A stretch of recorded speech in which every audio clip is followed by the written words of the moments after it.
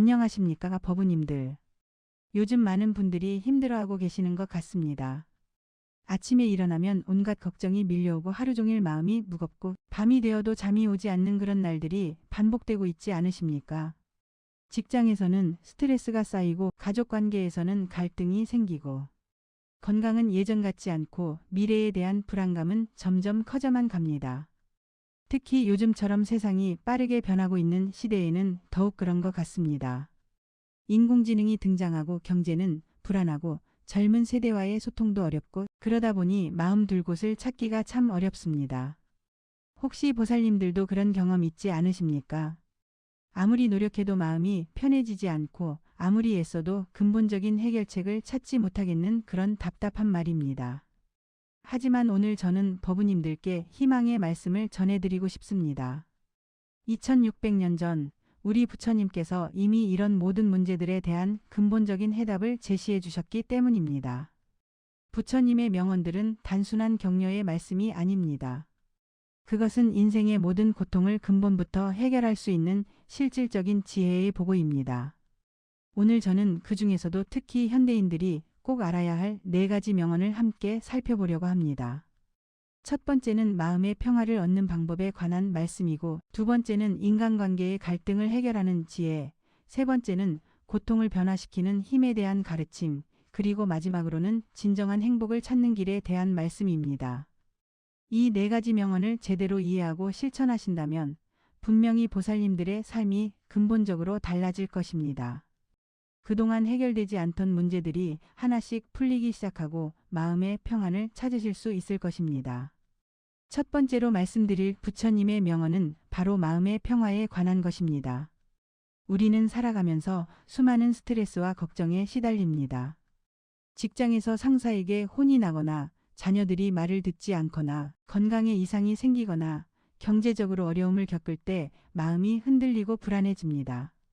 그럴 때마다 우리는 외부 상황을 바꾸려고 했습니다. 직장을 바꾸려 하고 다른 사람을 바꾸려 하고 환경을 바꾸려 합니다. 하지만 부처님께서는 이렇게 말씀하셨습니다. 모든 것은 마음에 달려 있다. 마음이 모든 것의 주인이며 마음이 모든 것을 만들어낸다. 맑은 마음으로 말하고 행동하면 행복이 그림자처럼 따라온다. 이 말씀은 법구경에 나오는 부처님의 첫 번째 가르침입니다. 여기서 핵심은 바로 마음이 모든 것의 주인이라는 부분입니다. 우리가 겪는 모든 괴로움과 행복은 외부 상황 자체가 아니라 그 상황을 받아들이는 우리 마음의 상태에 달려 있다는 뜻입니다. 예를 들어보겠습니다. 같은 비를 보면서도 어떤 사람은 우울해하고 어떤 사람은 시원함을 느낍니다.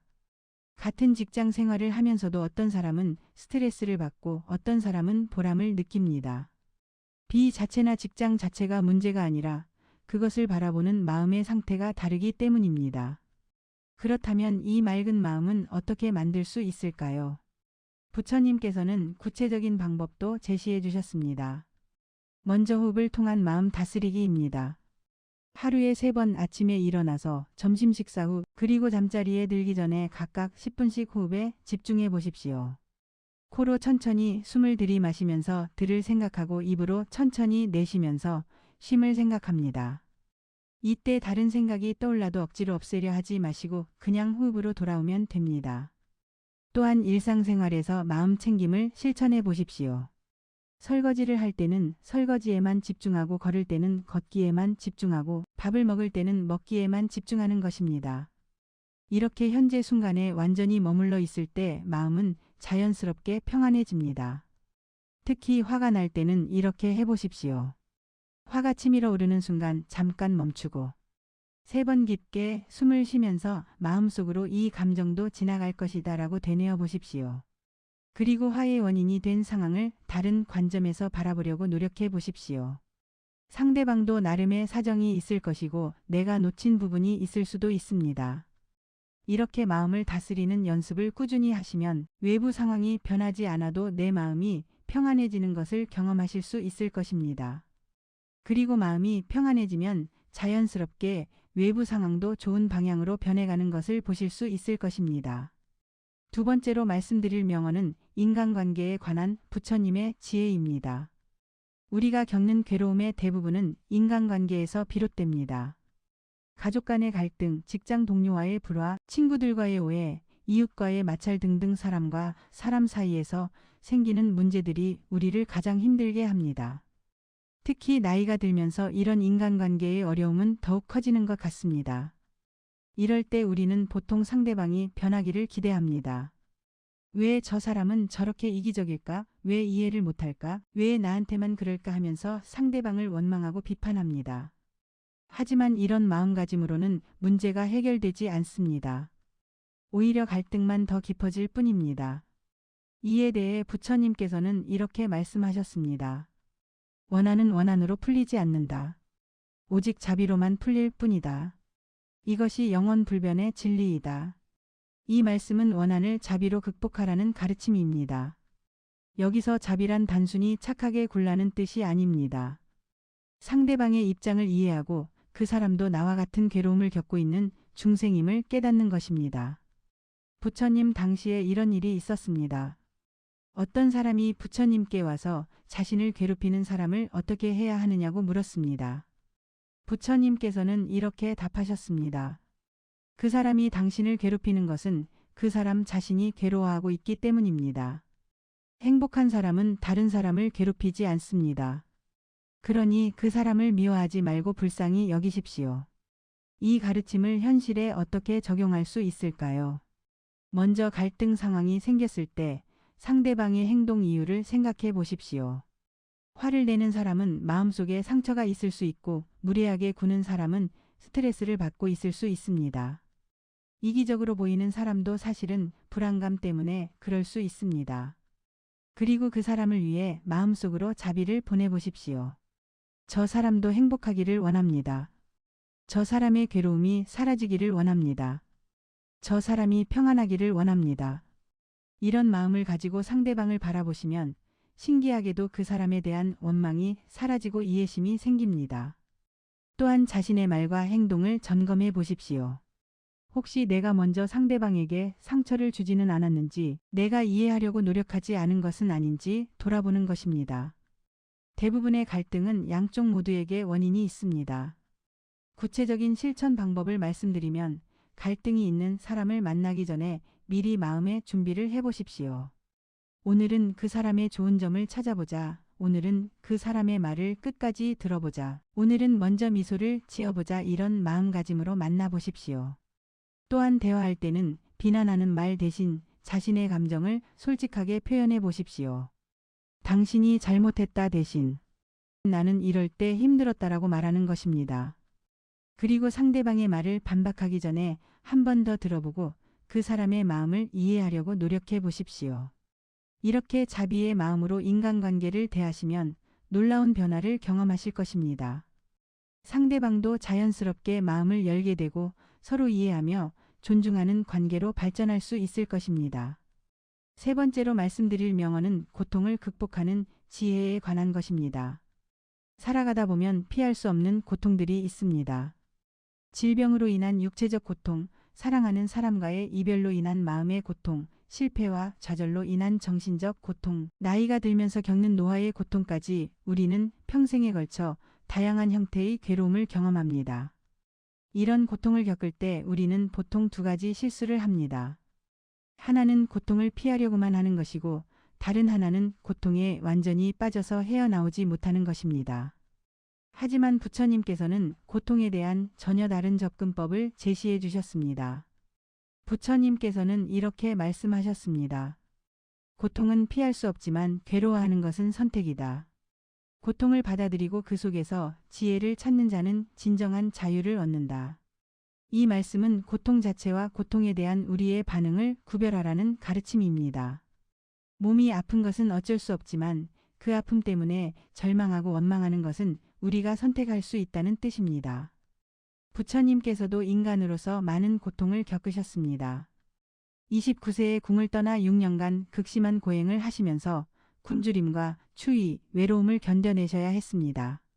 하지만 부처님께서는 그 고통을 원망하지 않으시고 오히려 그 고통을 통해 인생의 진리를 깨달으셨습니다. 선사들의 가르침에도 이런 말이 있습니다. 눈이 올 때는 눈사람이 되고 비가 올 때는 빗사람이 되라. 이는 상황을 있는 그대로 받아들이라는 뜻입니다. 피할 수 없는 것이라면 저항하지 말고 받아들이되 그 속에서 배울 수 있는 것을 찾으라는 것입니다. 그렇다면 구체적으로 고통을 어떻게 받아들이고 활용할 수 있을까요? 먼저 고통을 관찰해 보십시오. 아플 때 나는 지금 아프구나라고 객관적으로 관찰하는 것입니다. 왜 나만 이렇게 아파야 하지? 언제까지 이 고통이 계속될까 하고 생각하는 대신 지금 이 순간의 감각을 있는 그대로 느껴보는 것입니다. 그리고 고통 속에서도 감사할 것을 찾아보십시오. 몸이 아파도 가족이 돌봐주는 것에 감사하고 어려운 상황이라도 도움을 주는 사람들이 있다는 것에 감사하는 것입니다. 이렇게 감사의 마음을 가지면 고통의 무게가 많이 줄어듭니다. 또한 고통을 성장의 기회로 활용해 보십시오.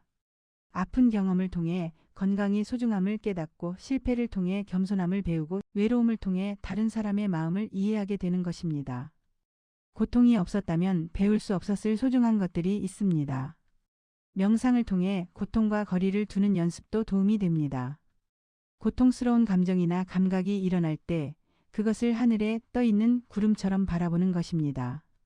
구름이 생겼다가 사라지듯이 모든 고통도 일어났다가 사라지는 것이라는 사실을 깨닫는 것입니다.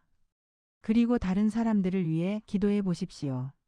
내가 겪는 고통을 통해 같은 아픔을 겪고 있는 모든 중생들의 괴로움이 사라지기를 기원하는 것입니다.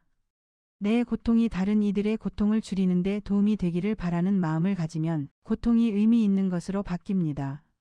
이렇게 고통을 받아들이고 활용하는 지혜를 터득하시면 어떤 어려움이 와도 흔들리지 않는 내면의 힘을 기르실 수 있을 것입니다. 네 번째로 마지막으로 말씀드릴 명언은 진정한 행복에 관한 부처님의 가르침입니다. 많은 사람들이 행복을 찾기 위해 노력합니다. 더 많은 돈을 벌면 행복할 것이라고 생각하고 더 좋은 집에 살면 행복할 것이라고 생각하고 자녀들이 성공하면 행복할 것이라고 생각합니다. 하지만 이런 것들을 얻어도 진정한 만족감을 느끼지 못하는 경우가 많습니다. 오히려 더 많은 것을 원하게 되고 불안감은 더 커지기도 합니다. 이에 대해 부처님께서는 이렇게 말씀하셨습니다. 만족할 줄 아는 자가 진정 부유한 자이다. 욕심 없는 자가 진정 자유로운 자이다. 지금 이 순간에 평화를 찾는 자가 진정 행복한 자이다. 이 말씀의 핵심은 만족과 현재입니다. 진정한 행복은 더 많은 것을 가지는 데 있는 것이 아니라 지금 가진 것에 만족하고 현재 순간을 충실히 사는 데 있다는 뜻입니다. 부처님께서 젊은 제자에게 들려주신 이야기가 있습니다. 어떤 부자가 더 많은 재산을 모으기 위해 평생을 바쳤지만 늘 불안하고 불행했습니다. 반면 가진 것은 별로 없지만 매일 감사하며 살아가는 농부는 늘 평안하고 행복했습니다. 부처님께서는 진정한 보물은 외부에 있는 것이 아니라 만족하는 마음 안에 있다고 말씀하셨습니다. 그렇다면 이런 만족하는 마음은 어떻게 기를 수 있을까요?